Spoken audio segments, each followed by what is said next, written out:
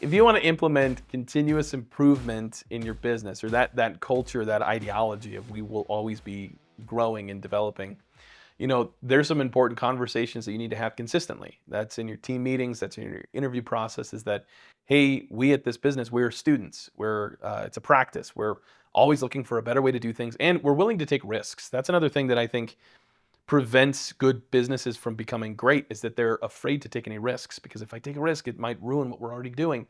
And it's like you are preventing yourself from finding new, better ways to do things. And that's a very limiting ideology to have.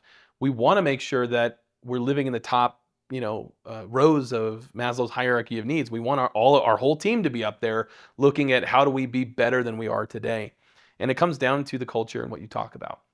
It starts with leadership. You have to admit that you're not the best, that you have room to grow, and that you're going to give yourself and your team the grace to do that.